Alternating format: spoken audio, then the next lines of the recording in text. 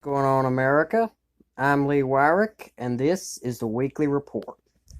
We've got a few articles here of interest. It's been a busy week. First article I want to talk about is something that happened just hours ago. Acquittal of the President of the United States. The Senate voted to acquit President Trump of obstruction of Congress, whatever the devil that is, and abuse of power.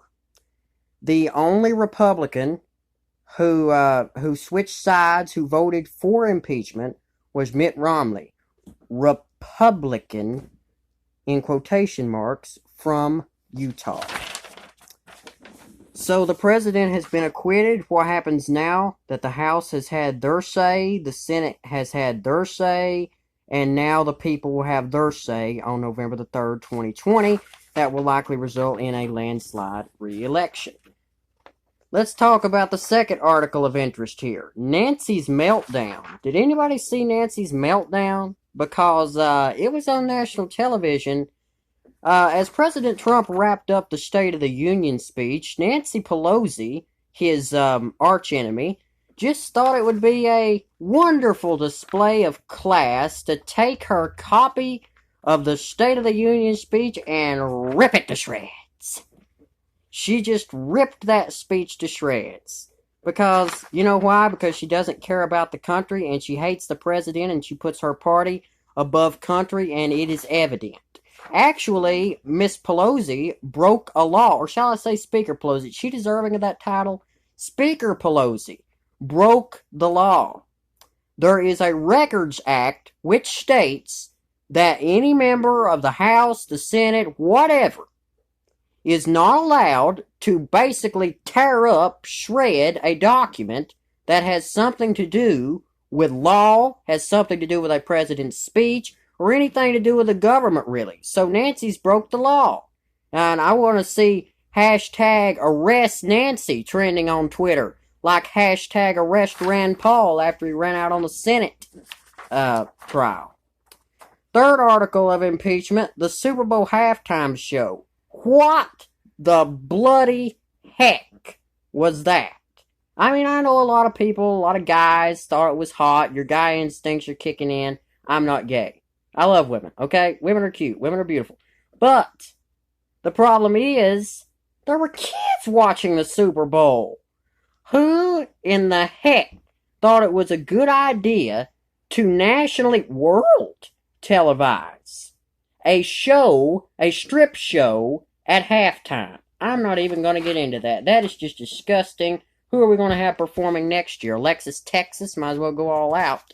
The NFL's lost all of its class anyway.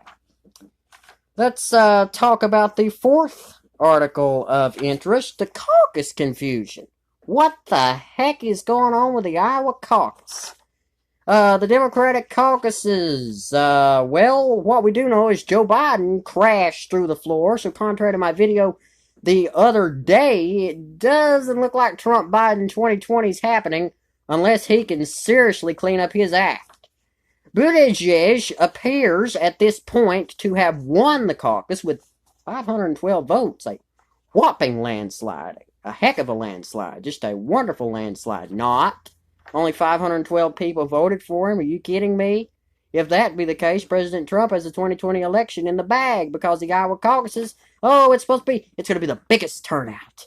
It's going to be the biggest turnout in caucus history. Oh, yeah, it was the biggest turnout, all right, with 512 votes going for Buttigieg, or Buttigieg, however you say it, which is not what the Democrats wanted. Bernie Sanders came in a close second, Warren came in a close third, and Joe Biden collapsed all the way down to number 4, I believe it was. So, not a good day for No Malarkey Joe, who is actually full of malarkey.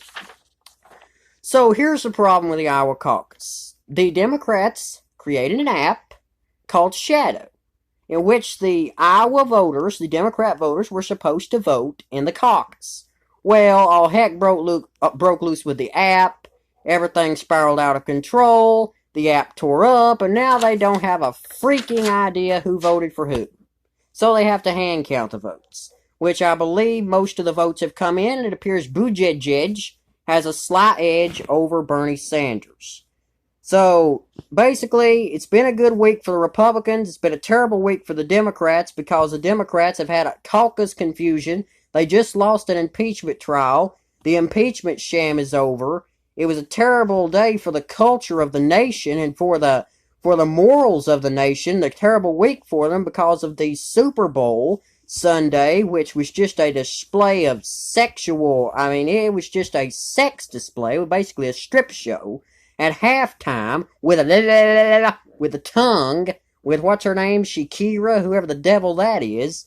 So that just represents the moral decline of America, and that is why we need 4 more years of Trump. There are countless reasons why we need 4 more years of Trump. So those are our 4 articles of interest for this week. I'll be coming to you probably every week or every other week with these articles of interest. And I will see you guys later. Those are your articles of interest. See you in the next one.